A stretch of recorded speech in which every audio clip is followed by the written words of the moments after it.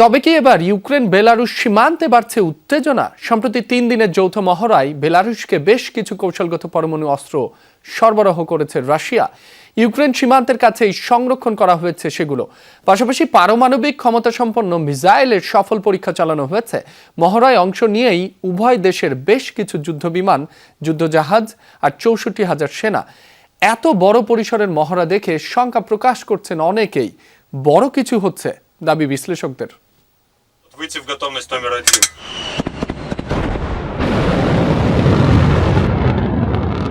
RS-24 years ballistic ক্ষেপণাস্ত্র।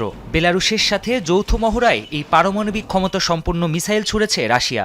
10,500 কিলোমিটারেরও বেশি দূরত্বে আঘাত হানতে সক্ষম এই আন্তঃমহাদেশীয় ক্ষেপণাস্ত্রটি।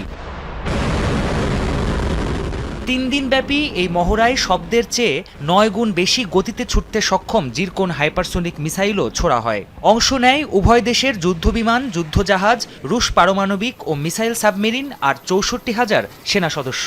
মহড়ার অংশ হিসেবে বেলারুশকে সুখোই যুদ্ধবিমান, ইস্কান্দার এম মিসাইল আর কৌশলগত পারমাণবিক অস্ত্র সরবরাহ করে রাশিয়া।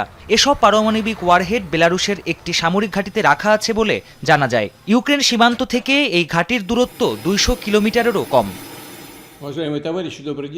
কন্ট্রোল রুম থেকে মহড়ার নেতৃত্ব দেন রুশ প্রেসিডেন্ট ভ্লাদিমির পুতিন ও বেলারুশের প্রেসিডেন্ট আলেকজান্ডার লুকাশেঙ্কো। ইউক্রেন যুদ্ধের প্রেক্ষাপটে উভয় দেশের পারমাণবিক বাহিনীকে আরও বেশি প্রস্তুত থাকার ওপর গুরুত্বারোপ করেন পুতিন। রাশিয়া বেলারুশকে অভিন্ন মাতৃভূমি আখ্যা দিয়ে লুকাশেঙ্কো জানান, কাউকে হুমকি না দিলেও শত্রু প্রতিহতে প্রস্তুত উভয় দেশ। দুই দেশের এমন উষ্ণ সম্পর্ক দেখে অনেকের মনেই উদ্বেগ দানা বেঁধেছে। বিশ্লেষকরাও বলছেন, গোপনে বড় কিছুর পরিকল্পনা আসছে মস্কো মিনস্ক। ঘটনাগুলো হঠাৎ করে ঘটছে, অথচ দৃশ্যমান কোনো কারণ নেই। নিশ্চয়ই বড় কিছু ঘটছে, এমন কিছু যা আন্তর্জাতিক রাজনীতি, গণমাধ্যমের সংবাদ আর পারমাণবিক অস্ত্র সরবরাহ ব্যবস্থার জন্য খুবই গুরুত্বপূর্ণ বিষয় হতে চলেছে।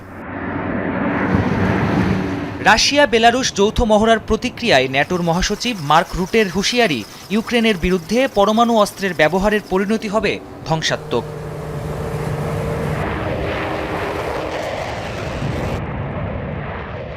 প্রাণপ্রতিম কুণ্ডু, যমুনা নিউজ।